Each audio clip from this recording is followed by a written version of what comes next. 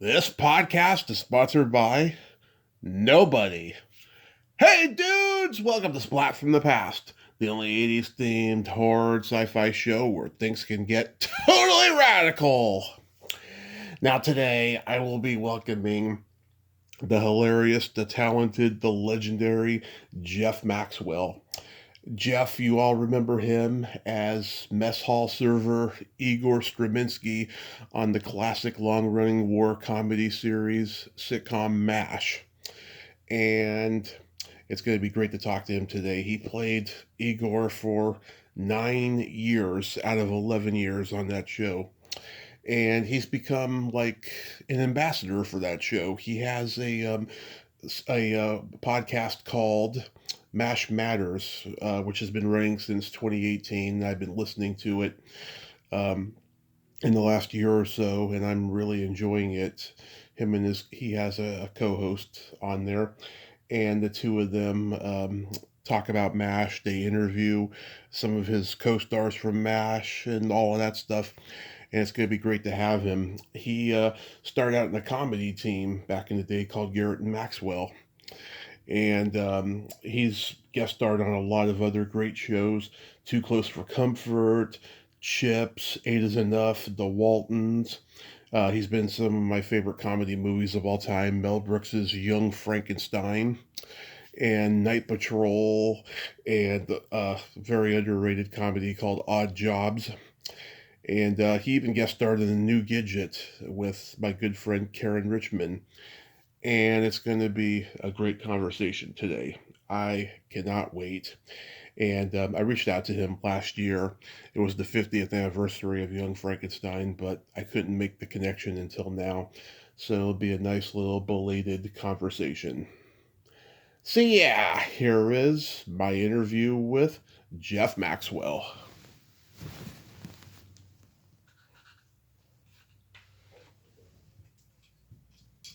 Hey, Jeff, welcome to the show, sir. How are you today? I'm pretty good. How are you? I am fantastic. I can't tell you what a great honor this is. Thank you so much for coming on today. Well, I'm very happy to be here. Thank you for inviting me. Absolutely. So, going back in time, did you gravitate toward acting early on in your childhood? No, I didn't. At one point, I wanted to be an electrical engineer, and I think at another point, I wanted to be a psychiatrist, and then I wanted to be a defense attorney. But then I discovered funny stuff. And from that point on, I never looked back at being a defense attorney. I always wanted to be involved in like stand-up comedy. Yep. And a friend in school and I formed a comedy team called Garrett and Maxwell. Right. And we did that for about, after getting out of school, we did that for about 7-8 years professionally, did really well. And from that point on, I went into the acting business. That's the journey. Who did you like in comedy when you were growing up? One of my favorites was Jerry Lewis.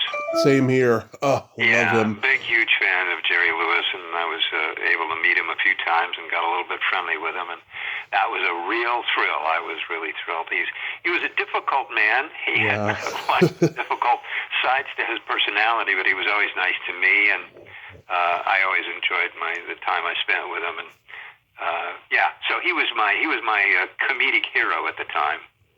Nice. Yeah. Oh my God. So he was your hero too? Did you? Yeah. You were a big fan? Yeah. My parents used to record his movies off TV when I was at school when I was a kid, and I'd come home and watch them, and I was just in seventh heaven when I saw him. He was like nobody that I had ever seen before. Yeah, that's right. Yeah. He was kind of a force of nature. He created so many strange things. He did steal some things from the Ritz brothers. Yeah. And they were, many years ago, but the Ritz brothers had a lot of physical comedy. And I think Jerry Lewis stole a lot of stuff from them. But he certainly made it his own. And then we all stole stuff from him. Yeah, everybody stole from him. But did he admit to you that he had stolen from them? Oh, no. This was just kind of based on research that I did about him, and research about the Ritz brothers and seeing some of the similarities in the style and the physicality that they both had. So Right. he took them, and he certainly turned them into his own style. But he did take some stuff. But, comedians do that. You know that. Comedians, right. You wake up in the morning, you say, I want to be a comedian. Well, how do you do that? Well, you start working out by kind of, taking other people's ideas and working them and see if they work for you. Right. And it teaches you. It's like going to school. So I don't think there's anything wrong in doing it. If you keep it and, you don't ever evolve into your own style, then that's a problem. But certainly, you try. It's like trying on a good pair of shoes and seeing if they fit. I agree. You're born and raised in Alhambra? Not necessarily. Okay. Because, when I was growing up, my schools had Alhambra water coolers, and so, that's the extent of what I know about Alhambra. Oh, I wasn't born in Alhambra, but I did. My childhood was in Alhambra. Very nice town, very sweet, very pleasant, great place, very comfortable. It was really nice. So when Garrett and Maxwell comes to be, what was your act? What did you guys do? We kind of patterned ourselves after, because I was such a fan of Jerry Lewis, we sort of went to the Dean Martin, Jerry Lewis kind of rhythm. Of course, people listening to this may not even know who Dean Martin and Jerry Lewis are, or they were a comedy team. Right. But they were so unique and original, and Dean Martin was such a great singer, and what a great style he had as a human being. The best. Jerry Lewis had this great, wacky personality, and the two of them together really created a wonderful and comedic environment. And the other team we loved was Rowan and Martin. And so we sort of combined those two. We took a little bit of the Martin and Lewis and a little bit of the Rowan and Martin and sort of came up with Garrett Maxwell.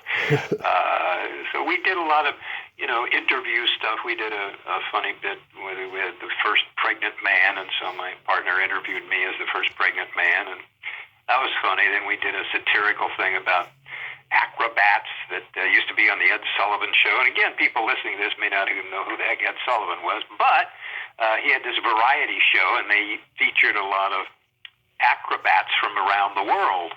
And so Bill and I sort of thought that was kind of fun, and so we kind of satirized that. So we had a lot of fun doing that, but we were very improvisational. So we'd get up on the stage and we'd start off doing a routine, and then we'd just kind of go crazy and have fun with where we were, depending on if the audience was having fun with it.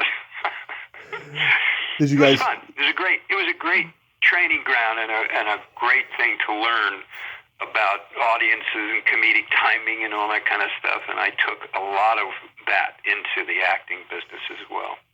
Did you guys get to see other comedy teams around, like Patchett and Tarsus or Cheech and Chong? We saw them. We didn't. We didn't see them personally. No, we didn't. Right. I know Patchett and Tarsus. We knew all the comedy teams and who was around and what they were doing and the styles that they were. We were kind of old school. We were kind of that Las Vegas-y kind of thing.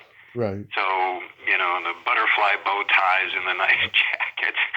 So we were kind of, our big goal was to be on the stage at the Sands Hotel in Las Vegas, Nevada. We made it to Nevada, but not the Sands Hotel. But we had fun. It was a great time. Really fun. And we took us around the world. We did a lot of shows. We did 2 tours.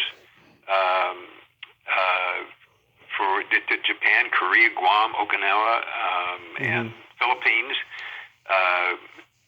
for the USO, and we really, really enjoyed that. We did that. Our first tour was in 1969, and then the second one was in 1974. That was when I was on MASH, so it was really fun to go to Korea performing, as well as taking the idea that I was on this show about the Korean War to Korea. So it was It was quite interesting. It was, and the countries were wonderful. People treated us great. We had tremendous respect for the military and what they were doing and who they were, and it was a real eye opener. And we really enjoyed performing to them, for them. We did, shows for a few people, like 12 or 13 people, and then we did shows that had people, in there about 1,500, 2,000 people in big arenas, outdoor arenas. So, but it was all military oriented, and we had a great time. I loved it. Did you guys get on the Tonight Show or any talk shows? We did not. We got on a couple of local little shows, and we never made it to the Tonight Show. No, we didn't. We auditioned. There was a performer I loved, Steve Allen, and he had a show on, and we auditioned for the Steve Allen show. And in fact, two of the writers who were producers of the show, writers and producers of the show, ended up being writers for MASH. And they ran us through just about every routine we had. So we started, do another one. We were in there for an hour doing everything. We were exhausted, and we walked out of there going, what the heck? They didn't pick us. They said to us later that we were so improvisational that they couldn't fit us into a situation on television. They were a little worried about us, which I understood. But I brought that back up to him years later when he was a writer on MASH and said, well, you should have hired us anyway. Yeah. But no, we never made it to the Tonight Show. What we did do is after about 7 years, we ended up performing in a little club in North Hollywood, California called Art Crown's Comedy Showcase. Mm-hmm. And we got through with our act, and we were in there kind of working out some new material because we worked around across the country. We were in Playboy clubs and all that kind of stuff, and we did pretty well. And so we were in there working out with new material and having a good time. And a guy sitting at the bar called me over after our show, and he said, hi, here's my card. We'd like you and your partner to come and see us next week. I said, okay. And he gave me the card. And his name was George Shapiro, and he was an agent at the William Morris Agency. Right. That's Carl Reiner's nephew. Yeah. And I thought, wow, well, that's great. And he said, yeah, I want you to come in and talk to blah, blah, blah, blah, blah, blah. Okay, so I showed it to Bill, and he went, wow, okay, well, sure. So we went into the William Morris Agency the following week, and in his office, and there were about 5 or 6, people sitting around a conference table, and he got up and introduced us to these 5, 6 guys, and he said, this is the next great comedy team of the century. We're going to represent these boys and take them to heights they never imagined. We went, oh, really? Wow. We were pretty, we were experienced performers, but we were not necessarily experienced sitting around talking to agents and things. So we went, okay. And we left. We kind of floated out of the building. And we were really blown away and really understood that they were real serious, and this was really about to happen. And we talked about booking us in Vegas, and then we get on TV shows, and then we get our own TV show, and then they put us in movies, and we were very excited. And then a lot of different weird things happened, and my partner decided that he didn't want to do it for another 8 years or 10 years or 12 years. So he said, look, Jeff, this is in your DNA. I love doing it and I love you, but it's not in my DNA. I have another thing that I'd like maybe to look at, doing with my life. And he said, these people are real serious and it's going to be a long time. So that was it. And then tell that to George Shapiro, and he was disappointed. At that point, he moved. He left the William Morris Agency. He had opened up his own management company. And he signed me to a contract as a single stand-up comic. And that was exciting. But I went out and he said, get out and do this and you're going to be fine. but I wasn't. I didn't like it. I was not comfortable with it. After 7 years of doing this with a partner, I wasn't comfortable doing it myself. Right. And I didn't like it. And so I just ended up kind of drifting towards the acting business. So how's the story go? You're hired to print scripts at 20th Century Fox, and that's how you got on MASH? At one point I did work in the print department at 20th Century Fox, printing scripts and meeting people and having a good time running around on the Fox lot. And then eventually, you meet people and you meet people and meet people, and I became a casting director at one point. But this was all the same time I was doing the other stuff in terms of performing and all that kind of stuff. So it was all sort of melded together. Mm-hmm. And then the casting director thing, one of the executives came to me and said, you're really doing this well, and you're really sitting in here. We like you to be here. And I said, it's not me. I like having a drive-on pass. I can drive my car in the studio, and I like these suits I'm wearing, but it just isn't me. And he was very disappointed, but shook my hand, said okay, and I left. And then at that point, I had, because of the casting director experience, I'd met a lot of people and in the casting business. Mm-hmm. And that's sort of, it's a long story, but I ended up, on MASH from that point on. Yeah. He did a lot of other shows, a whole bunch of other shows too. It wasn't just MASH. Oh, yeah. So I did a whole bunch of other stuff and had a lot of fun doing it. When you got cast on MASH, though, had you seen the movie? I actually was part of the casting of the movie.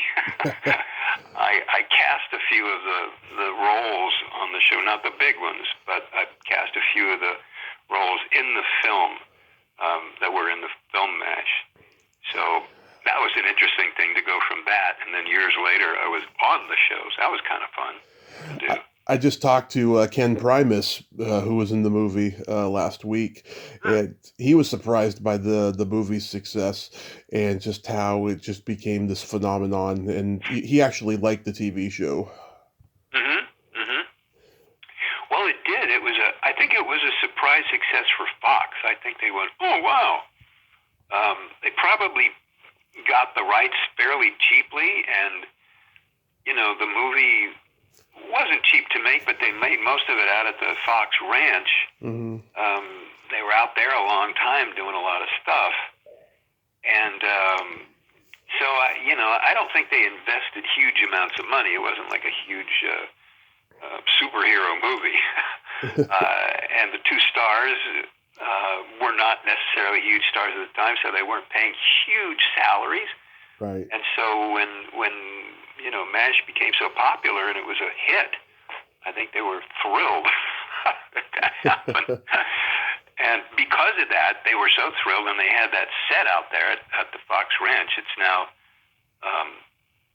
Malibu Creek State Park, but at that point they called it Fox Ranch because Fox owned all that property. And they then said, hey, well, let's try and make a TV show out of this. And they did, and they talked to Gene Reynolds, who was a producer-director that they worked with, and said, here, Gene, do this. And he did. He did. Yeah, I meet people all the time who don't understand the appeal of the show, and I tell them, it's a show about coming together and learning to tolerate each other during wartime. They're pretty much doing behind the lines what the people in front of the lines can't do, otherwise there wouldn't be a war, Mm-hmm, mm-hmm, mm-hmm, yeah. Yes, very true. And certainly MASH capitalized on being able to do and show you the fear and the tragedies of war, but at the same time make you laugh. And that was such a unique experience. And it wasn't Hogan's Heroes. It wasn't just a wacky, kooky look at something. It was really, they really blended the humanity with as much humor as they could possibly put in there, and still be respectful of tragedies. But it was an amazing experience. And Gene Reynolds, we wouldn't be talking about MASH had it not been for Gene Reynolds, because I think he really had a great vision. and he reached out to Larry Gelbart to write the pilot. Yeah. And the two of them had this great vision, and then they picked the right guy, Alan Alda, to kind of, lead the wagons, and he was the perfect choice for the part based on all their conversations. And then, that team was able to, assemble a really wonderful group of actors. And that's the genius of them, and that's the brilliance of those two guys, Gene Reynolds and Larry Gelbart, to have assembled this group of people that were able to take their words and make them make sense and make them be impactful and funny at the same time. And that's why, we're still talking about that show 18,000 years later. Yeah. Yeah. But I'm grateful to them, and I'm grateful to that experience. And so it's I do the podcast called MASH Matters. Right. And we do that with a partner named Ryan Patrick. And we talk about MASH, and it's a platform for people to talk about it and enjoy it. And we try and get as many guests that we're connected to MASH on as possible. And so we have a good time doing it. Yeah, I'm loving it. You've become kind of an ambassador to MASH in a lot of ways, because you wrote that book, in the 90s, and now you've got this. It's like you've become an ambassador of some sort. Well, thank you. Yeah. I didn't start out to do that. If I will gratefully accept that title, but at the time, for me as an actor trying to do stuff in my young life, it was a job. And it was a great job, but it wasn't the only job, and I was always looking around, and I had an agent, and I did, as I say, other TV shows and some films and things. So I was always looking out for other stuff other than just MASH. So MASH was a job, and I'd show up there, and I'd do what I did, and, it was a wonderful experience, and I fell in love with all the people there. I loved the crew, everybody in that stage, on stage 9 when I get there in the morning. I loved everybody. We had a great time. Yeah. There was no caste system like the actors were more important than the crew and so forth and so on. It just didn't exist. It was just a really wonderful experience to be with those people and watch their talent and try and steal anything I could from them. So I have now done this with Ryan. Ryan called me. Ryan was my partner on the podcast. He was a radio broadcaster in 1997. Mm-hmm. And the book, Secrets of the MASH Master Lost Recipes of Private Igor, came out in 1997. And his station was one of the stations that the publisher arranged for an interview with me about the book. And he was in Illinois. He's still in Illinois, but he was in Illinois, and I'm in California, so I had to get up at 3 o'clock in the morning to do this. Mm-hmm. And we got along so well, and he said, "Hey, can I stay in touch with you?" And I said, "Sure." And, 18 years later, he called me and he said, "Look, I'm going to do a podcast about MASH. Would you guest on it?" And I said, "No, but I'll do it with you." I'm not sure he was thrilled with that, but he went, "Okay." Yeah. And we've been doing it for about 4 or 5 years, and having a ball doing it, talking about one of my favorite subjects. And he was a huge MASH fan, and I was a huge MASH fan of all the people. I wasn't necessarily a huge MASH fan of the show, though I appreciated it and I understood it. I like it better now than I did then. But he was a huge MASH fan, so I think the MASH fan nest, versus the guy who used to work there is kind of a good team. What are your favorite episodes? And forgive me, it's a hard question to answer because I liked every one of the ones that I was in. Yeah. I thought they were all terrific. I don't have a favorite. I really don't. I'll tell you mine. Yeah. Adam's Rib.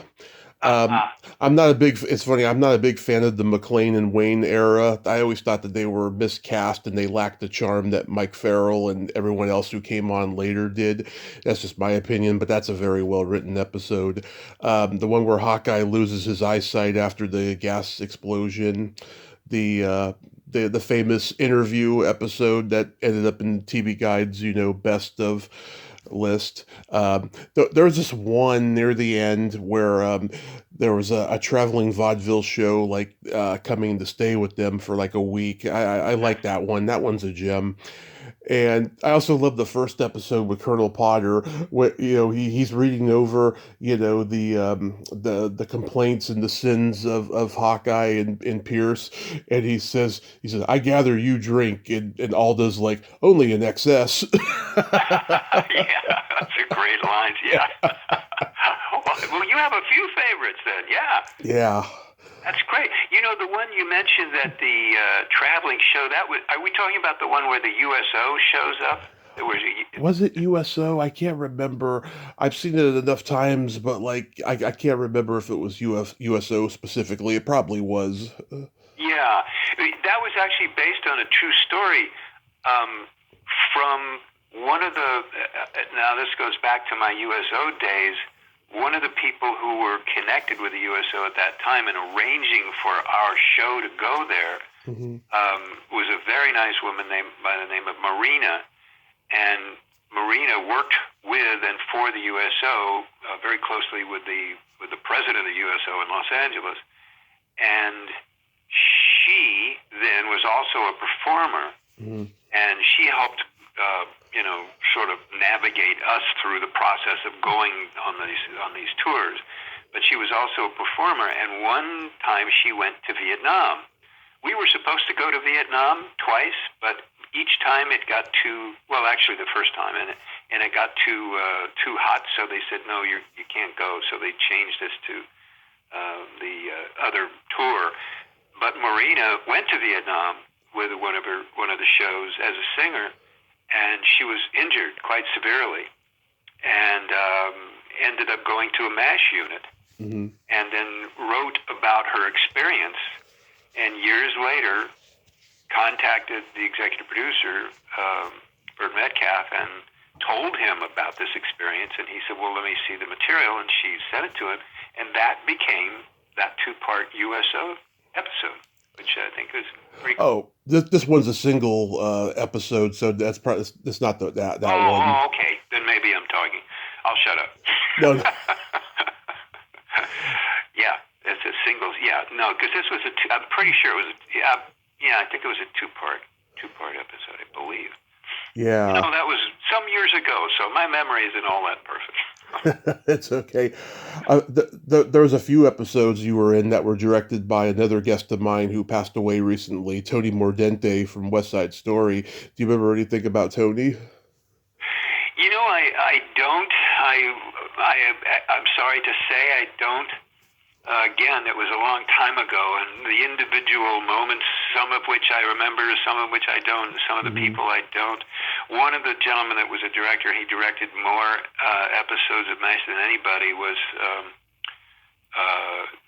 Charlie Dubin. Oh, yeah. And Charlie Dubin was a terrific guy, and he directed so many that it's hard to forget him, and he was so much a part of the family. But unfortunately, I don't remember everybody. How was it whenever cast members would direct episodes? Fine. It was great. The interesting thing about all of it was that during the day, there would be there's on stage 9, there would be a section where all the cast would have they sort of sat in a circle of chairs, and they would sit there to relax or read a book or to rehearse. So everybody sit in that circle of chairs. If you were going to do a scene, and you sit there, you do the scene, you rehearse the scene, and you go off and get a sandwich. But that in that cast and in that circle of chairs, everybody was very friendly and would laugh and tell stories or be silly or whatever was going on. So that same feeling that was exchanged between those people sitting in those chairs just moved over to the acting part of it and the directing part of it. So there was no big difference between, this is, the director is now going to say something. Because, 6 minutes before that, the director and you were sitting there, laughing, telling a funny story. But the same people got up and then did the show. Right. And so there was this great feeling, and there wasn't any disconnect or discomfort between anybody like that. Between, he's directing, so now I have to be this way. It wasn't like that. It was just all the same goofy bunch of people doing something at different moments. But were you satisfied with the finale? That's a tough question. Funny, we just talked about that the other day. It's a tough question because yes and no. I thought it was a monumental effort. Mm-hmm. I thought it was a very difficult thing to do, to reach out to all of the significant writers who wrote through the years for MASH, and Alan kind of had that idea to open up the writing to all those people because they were such a part of it. It was a 2.5-hour movie rather than a show. They had to fill a lot. They had to wind up a lot of stories and make them real. I think it was a monumental effort. In my opinion, was it completely successful? Maybe not. But it was a monumental effort, and it was a beautiful effort. And there were moments in it that were really stunning. Was it my favorite? No. But, how about you? So I like the goodbyes that they do in that last 15 or 20 minutes, because you could tell how real they are, how much they all loved working with each other, throughout the run of that show. That's what I love. Yeah, I just thought it was kind of weird, Hawkeye going weird, and, trying to strangle that kid or whatever. But I think the story was told, and it had a great commentary of PTSD and all of that stuff.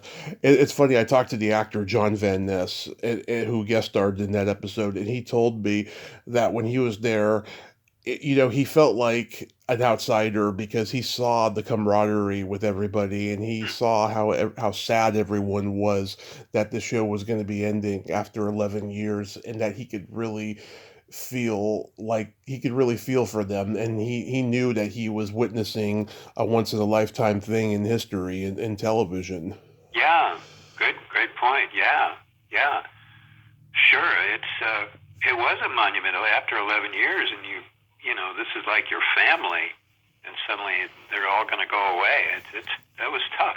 Now, interestingly enough, and I'm sure you know that was not the last show ever shot. I read that. I didn't know if it was true, though. Yeah, it's very true. That wasn't the last show shot. The last show shot was the time capsule episode where they're burying a time capsule, or they're collecting things to put in the time capsule. That was the actually last show ever filmed. But the Goodbye, Farewell, and Amen show was not the last one. And they had a problem with that because a fire came through, Oh, yeah. Shooting. Fire came through that area and burned down the camp. So they had to figure out a way to figure right around that. And, it was tough. But like I said, it was a monumental effort. Mm-hmm. But yeah, I agree with you. There were issues. There were moments that were beautiful, and there were moments that were uncomfortable for me. I wasn't a big fan of. But I'm a big fan of all the people, and Alan Alda was such a great guy, and he still is such a great guy. And that's what I've heard. Yeah, such a talented man. They all were, yeah. Yeah. You were that you weren't a fan of the earlier Wayne Roger days and so forth, McLean. Yeah, I just felt like they were miscast, and I don't know, when Farrell came on, I don't know, he was just a ray of light on that show. And of course, David Ogden Stiers was just so great being this stuffy guy, and I mean, I don't know if Gary Berghoff leaving, hurt the show's absence, though, but he was definitely a big part of that show because he had done the movie. Sure, yeah. Yeah. It was interesting that MASH was able to lose people, lose actors, and lose characters, and replace those characters with other characters, and still be as good. It never. And for you, it actually increased. It's your appreciation of the show. Oh yeah, I mean it was always on our local channels when I was a kid. My brother had the Doctari video game and everything, so MASH has always been a part of my life. How fun! Yeah, how fun! I at the time, none of us could have ever predicted this. Yeah. Nobody ever sat around and go, oh, this is going to be, and oh my gosh, this is going to, again, you're looking at a room full of high-powered actors, very talented actors and writers, and they got together and they were doing this thing and they were paid to do it. Nobody showed up there for nothing, although probably they would have. But nobody did that. It was a job, and there were issues. Everybody had their own certain issues about their career and what they wanted to do and how they wanted to shape it. And so there were issues between, the writers and different actors in terms of, well, let's do this and let's shape it that way or this or whatever. But that was all done with the idea of making the show as good as possible, not to focus on one person or one person's needs. It was always about, let's do this, but make the show, even better. So everybody, that was the main mantra: make the show as good as we possibly can. Were you ever asked to be on after MASH? I was not. I was not. I think at that point I had kind of gone away. I got off into writing and trying to produce and fund my own movies. And I had a couple of people who were partners, writing partners and producing partners, and so we trotted off to different states around the country and started raising money to make films and things. I don't know whether they knew that, but no. To answer your question, I was not asked. Oh, that's a good thing. I guess so. Yeah, a lot of people would say it's a good thing. Yeah, it's a shame. I don't know what happened to that show. Larry Gelbart, who was a genius, a comedic genius, he was very responsible for making it happen. But I don't know. It just didn't work, I guess. Yeah, I think everyone was fatigued by that point. They thought that they could continue on, but then, something happened, I guess. Yeah. And the big element of the war was gone. The pressure of that very difficult moment in humanity was not there. Certainly had individual situations, but the pressure of that war just wasn't in that environment anymore. And I think that really was what drove a lot of anchored a lot of the show in our hearts. Really. I think that's right. Yeah. Yeah. You were in one of my favorite movies of all time, Young Frankenstein. How did you get to be in that?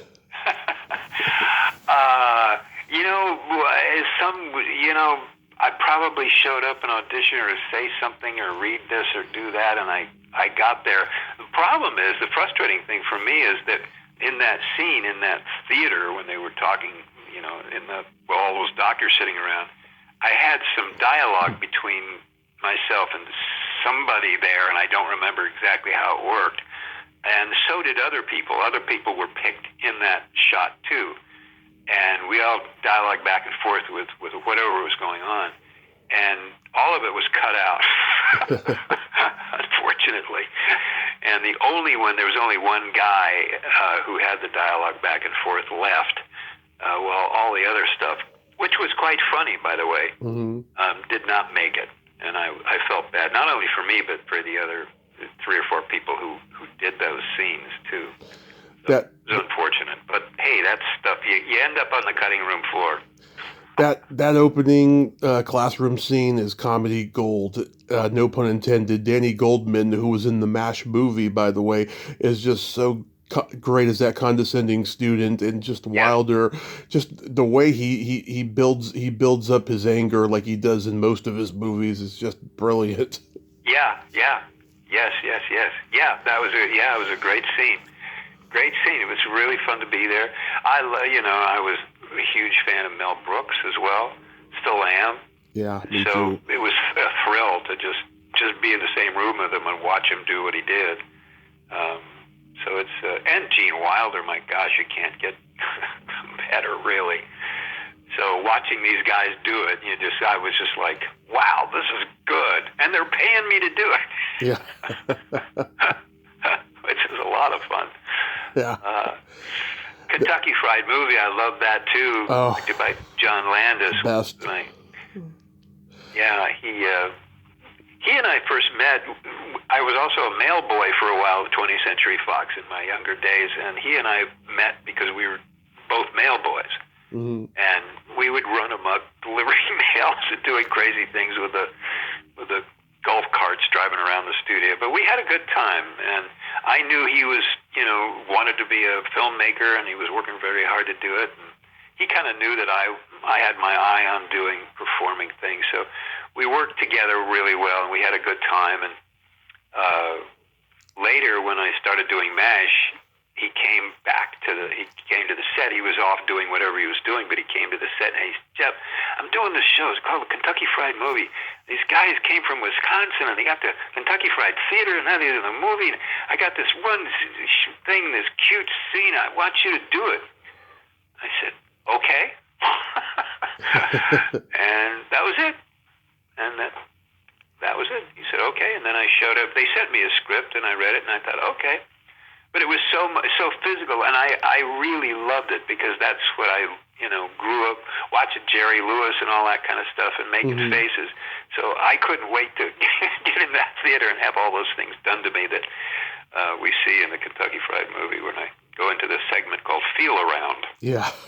Brilliant scene. It's visual, the guy's doing to you what's being depicted verbally from the movie. It's brilliant. Right. And they did do that in their live show. I never saw the live show, the Zucker brothers, and they did that segment in the live show. I never saw it. And I heard later that one of the brothers was irritated because he wanted to do that segment, but John wanted me to do it. And so he lost. John won, and I'm glad. Yeah, they were good. Jerry and David Zucker, two good guys. Absolutely. Airplane, Naked Gun, Ruthless People, lots of great movies they did after. You were in the, I think it was the pilot episode of Karen Valentine's sitcom. Does anything stand out about that? I thought she was neat. I really liked her. Yeah. I think I had a little crush on her. She was a cutie patootie. Yeah, she was. And very nice. Really, really nice. Very, very, very nice person. Yeah, I remember she had a party at her house celebrating, I don't know, the end of some season or something, and the whole cast and crew was invited, and so I got to go, and she had a nice house, and she had a nice bunch of food laid out, and everybody was happy and excited, and she'd made these, I don't know if she made them, but they were balls of banana. You take a banana and you put in a bunch of coconut and you roll it up, like, between your hands, rolling up a little ball, and then you stick it in the refrigerator for a while and then pull it out. And I love coconut and I love bananas, so this was a dream to me. I stood there at that table, I think I ate 40 of them. I couldn't stop eating. Banana balls filled with coconut. That's my big memory. Yeah. You were at several episodes of Eight Is Enough. How was that? Terrific. Nice people, very nice. A lot of fun. These things, when you go up and you show up for a couple of days' work in something, it's so fragmented when you're in a situation like that you go in and, you got to show up. Here's the shot in front of the candy store, so do the dialogue, okay, and then sit around for a few hours, and then we're going to do another angle of that. Okay, So it's a very fragmented kind of existence. Mm-hmm. And it's hard to remember much because it is so fragmented. And unless something very significant happens in a scene, but that fragmentation it makes it hard to remember so many things about those shows, other than the people were nice and everybody's having a good experience. You know, show business ain't easy. You know it's not easy. Yeah. It's a tough thing to do. It's a tough thing to get into. It's a tough thing to stay in.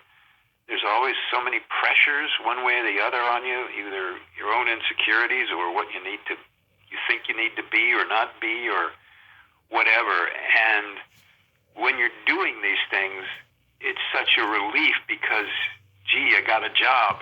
Yeah. So it says, yeah, okay, I can do this. But then when it's over, you go, I don't have a job. What do I do now? Yeah. The actor's life is fairly, is filled with a lot of anxiety unless you get this guarantee of, 14 years on some show, and some people get a contract for 5 years or something. But other than that, it's a difficult thing to do. It really is. I admire everybody to do it. And I say to Ryan, he lives in Illinois, and he loves doing little theater in Illinois.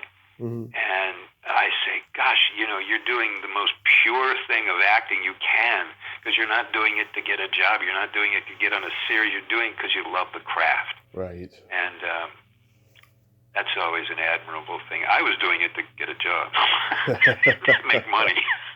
I didn't have that wonderful quality in myself that he does. How about Chips? Oh, Chips was fun. Yeah, Chips. I do remember. I did a couple of them, I think, and one of them I played this wacky bus or truck driver or something. I was racing over again, I don't remember what the scene was. You were in the pilot for Too Close for Comfort. Yes, that was fun. We had a good time. That was a really fun experience. I do remember that. One of the reasons that I do is because when we shot it, when we rehearsed it, I didn't do what I did on camera. But when we shot it, I did I was supposed to be an artist coming in to maybe rent a room from Ted Knight. Ted Knight, yeah. And when we shot it, he asked me question, what do you do, blah, blah, blah. And I tried to describe myself. And at one point, based on the dialogue, I kind of rolled my head around and did a funny thing with my head, which he'd never seen. And it got so many laughs in the audience that they had to stop shooting. And they yelled cut because we couldn't go on with the dialogue because people wouldn't stop laughing in the audience. I don't think Ted Knight was all that happy about it. Yeah. I heard he was not a happy guy in general. Yeah, he wasn't. But he didn't look happy when that happened because it sort of interfered with what he was doing, and this guy come in and do this thing and stop the show with all these laughs. But I did. It did. It was really fun. And so they go, cut. And the director came over and he said, look, we're going to do this again. Do the same thing you did, but we're going to tell the audience, don't laugh quite as much. So they did. And we did it. It came on. And it was great. But everybody was, I'm so happy because I had sort of a reunion with Lydia Cornell. I love her. I've had her on here twice. I love her. Lovely woman, lovely person. And Jim Bullock. Also a great guy, and we had a great reunion a few months ago at one of the autograph shows. And fun stuff, fun people. Yeah, I loved that, and I liked the show. I thought they did a decent job, and the people were nice, and I loved the pilot, certainly. Then you were in another favorite comedy of mine, Night Patrol. Night Patrol? Night Patrol? Wow, Night Patrol? Yeah, Remind me of Night Patrol. That's the unknown comic movie of Murray Langston. Oh, Murray Langston, yes. Yeah. Oh, yes, Night Patrol. Yeah. Oh, Murray. Yeah. Murray and I, when we were, Garrett Maxwell were on a comedy tour and doing various things and around the city and everything. Murray was doing his act, The Unknown Comic. And that's where we got very close as friends, based on that, because we were always in the same place, doing the same thing, trying to do the same thing, working towards, our goals. And he was a great guy, funny, wacky, kooky guy, and came up with this great idea. Yeah, he was a hero of mine. He was a hero of mine growing up, and when I got to talk to him, it was just so amazing. Ah, how fun! Yeah. He was for a while a comedy team. Yeah, I think his name was Ian Friedman, the other guy. I don't remember that name. I remember a different name, but maybe he had a couple of partners. I don't know. Yeah. But I think he was on the Sonny and Cher show. I think they were on the Sonny and Cher show. They were writers, and they would do sketches, background characters or something. Yeah. Murray was he's a terrific guy. I'd love to talk to him. I haven't talked to him in 100 million years, and I would. He's on Facebook. Yeah. Okay. Yeah. Well, I'll try and look him up. Say hi to him. He's got a couple pages. You and the two other prisoners are in the jail cell. The bald guy was Carl LeBeau. I talked to him before he passed. He died of cancer a few years ago, and he was a great comic. And yeah, I just love it. You guys are all telling these perverted pedo stories, and then Murray's like, I'm into sheep, and you're all like, get out of here, you sicko. Yeah, right. Yeah. It's a classic. Well, you were a comedian, right? Are you? Yeah, I did stand up for 10 years. Oh gosh! Wow! You must be tired. But was it as invigorating for you when it was great, when it was working? It is an invigorating thing, isn't it? Yeah, going up there is fun, but just dealing with other comics is not fun. That's one of the reasons why I stopped doing it after a while. But yeah, writing and just getting up there and, when it's working, it can be a lot of fun. Yes. Oh, yeah, there's nothing like it. And when you're getting the laughs and the audience is with you, and, that's a win-win situation for everybody.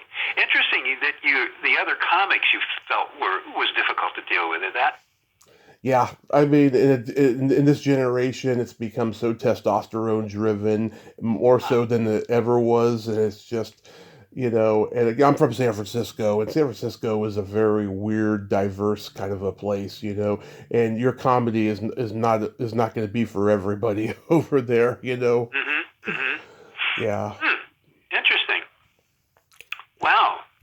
I know that, I guess when I was doing it, and I talked with Murray Langston, and there were a lot of other people, we all felt kind of like a little family because we were all kind of struggling to do the same thing and learn the same thing. Mm-hmm. I don't remember, it's a good term, I don't remember it being testosterone driven. I remember it being more of a kind of a collaborative environment rather than that. That's too bad. That's too bad that it is. That. I'm sure you forgot about this movie. A lot of people have. Odd Jobs. Yes, I have forgotten about that. It used to be on HBO all the time when I was a kid. I used to see it. And it's funny, Paul Reiser has been doing a lot of interviews lately. He never gets asked about this movie, and it's never a part of his stories, too. And I'd like to find out, how did this come to be for him? Because it's him, Robert Townsend, Rick Overton, Paul Provenza, they're all stand-ups. It'd be interesting to find out, how this movie came to be for them. Yeah, it would be. Gosh, I wish I could remember. I'd tell you something. Boy, I don't remember a darn thing about it. Wow. It's okay. I remember the title, but I don't remember. I don't remember being in it. Was I in it? Yeah, you play like an executive, like in a board meeting or something. Wow. Yeah. Was I any good? It's got moments. Yeah, it's a silly comedy kind of movie. Yeah. We have a mutual friend in Karen Richmond, and you worked with her on The New Gidget. Yes, indeed. Yeah, well, she must have been just a lot of fun. A lot of fun. She's a terrific person. Very In fact, terrific. I'm going to try and reach out to her shortly because I haven't talked to her in a million years, and we have a really good mutual friend that has nothing. Well, he used to be in show business, and he's not anymore. But they're very good friends, and so I used to go over to his house, and we'd have Academy Awards nights, and Yeah. she would be there. She's terrific. She's really nice. Love her. Yeah. Yeah. How did you meet her? Well, I've always been a fan of her work. I reached out to her early on in the podcast, and we became like fast friends. And she's been on here 3 times, and we always have laughs. And we both are all about being authentic and real and stuff. We say a lot of things that would get us canceled. I tell you. Yeah. Okay. Okay. Yeah. Yeah. Oh, wonderful. That's terrific. I'm glad to hear that. Yeah. Yeah. So, is there anything upcoming you have? Any like autograph shows or anything? It's funny. I am booked through those with an agent who does that, and I know there are some coming up. And I just wrote to him and said, "Hey, what are those dates? Because I don't remember, so I can't tell you, but they're coming up." Yeah, because I know you've done ChillerCon. Yeah, I have in the past, and that is coming up, and I'm not sure I can do that one. It's my birthday month, and I'm not sure whether I'm going to be available to do it, but I hope so. But I know there are others past that as well coming up, and I'm trying to figure out what dates there are. Nice. Is there anybody from MASH that you want to have on the podcast that you haven't been able to get yet? No, not really. We've had all of the remaining living cast members on. I had Sal Viscuso on recently, right? And when we were talking on the phone like the week before, right? And he said to me, "Yeah, have you heard me on the MASH Matters podcast?" And I said, "Yeah." And he's like, "Okay, well, I can't shut up."